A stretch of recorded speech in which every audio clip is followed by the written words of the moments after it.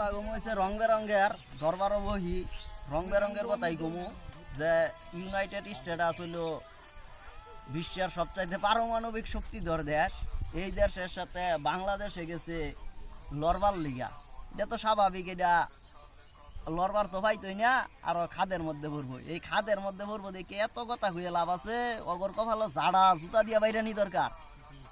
কাগর কপালো এটা হইলো আঙ্গর দেশের গর্ভবতী সন্তান নাজমুল হাসান পাপন। ও না, পাপন না, নাজমুল হাসান শান্ত হইল গর্ভবতী সন্তান, হইল বাংলাদেশ ক্রিকেট দলের গর্বিত গর্ভবতী অধিনায়ক।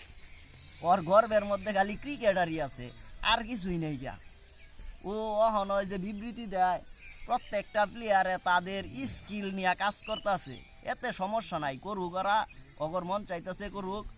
যে কথা হইল সাথে আরেকজন আসিল, এতদিন আর কি আসিল রডের বদলি বাস, নাম দিছে জাতীয় ওর টনটন দাস।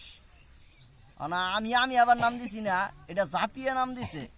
যে আঙ্গর দেশ তো অনেকখানো অনেক ব্রিজ বানাইছে, স্কুল বানাইছে রডের বদলি বাস দিয়া, এর লিগা জাতীয় ওই রডের বদলি বাস।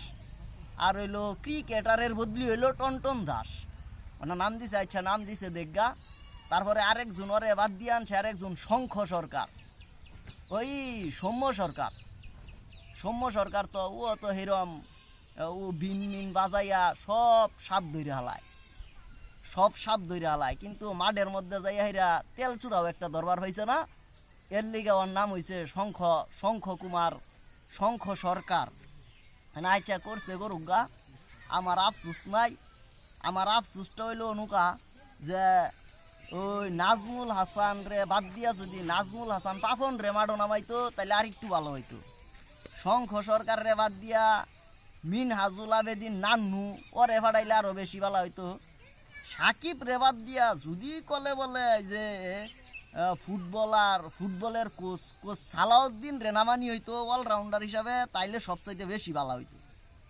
এটা বাংলাদেশের ক্রিকেট বোর্ডের এত হইয়া লাভ নাই, কারণ নাজমুল হাসান পাপন সাহেব তো ক্রিকেটের প্রেসিডেন্ট। অরি প্লেয়ার হওয়া দরকার, নতুন একজন প্রেসিডেন্ট নিয়োগ দিয়া ওই প্রেসিডেন্টরে এই কথাটি কওয়া দরকার আর কি, যে যদি ওই মিনহাজুল আবেদিন নান্নু, তারপরে এই যে ফুটবলের কোচার সালাউদ্দিন এরে যদি নামানি যাইতো তাইলে সবচাইতে বেশি ভালো হইতো। আর অহন যেটি আছে যে টনটন, তারপরে শঙ্খ সরকার, তারপরে নাজমুল হাসান, এগর ফুটকির মধ্যে চুমা দেওয়া দরকার।